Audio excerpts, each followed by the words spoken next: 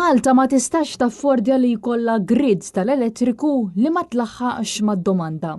Hekk qed iwissi l-editorjal ta' The Malta Independent li tkellem fuq iż-żieda fid-domanda tal-elettriku u l-pressjoni li din qed iġib fuq is-sistema tad-distribuzzjoni ta' pajjiżna. L-editorjal jinnota li skont l-Ene Malta matul l-aħħar xahar id-domanda baqgħet bejn 680 megawatt u 700 megawatt, fejn jgħid li l-mod kif il-Maltin jużaw l-elettriku qed jinbidel ukoll hekk kif id-domanda qed tibqa' għolja anke fil-għaxija meta n-nies jirritornaw mix-xogħol. Fost ir-raġunijiet għal din iż-żieda hemm il-fatt li s-sjuf qed ikunu aktar sħan u qed ikollna perjodi itwal ta' temperaturi għoljin flimkien ma' użu akbar tal-arja kundizzjonata.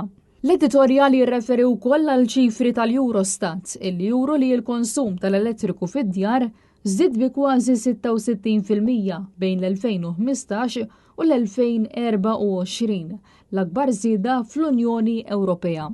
Barra minn hekk l-editorjal jisħaq li l-ġenerazzjoni jew l-importazzjoni ta' biżżejjed elettriku għandha valur limitat jekk is-sistema tad-distribuzzjoni ma tkunx kapaċi twassal id-dawl b'mod affidabbli fid-djar u n-negozji. Filwaqt li jirrikonoxxi li qed isir investiment fid-distribuzzjoni tal-enerġija, inkluż f'substations u infrastruttura ġdida, l-editorjal jgħid li l-Gvern għandu responsabilità li jiżgura provvista affidabbli tal-elettriku u li l-investiment fid-distribuzzjoni ma jistax jibqa' jiġi trattat bħala xi ħaġa sekondarja kif id-domanda tkompli tiżdied. Il-Partit Nazzjonalista min-naħa tiegħu ilu snin sħaħ li tkellem fuq il-bżonn ta' investiment akbar. Iżda l-Gvern baqa' jinjora s-sinjali li kienu qed jaslu sajf wara l-ieħor biqtuh ripetut fil-provvista tal-enerġija biex spiċċajna bil-generators fit-toroq u b'impjant riserva li jaħdem bi fuel illi niġġess.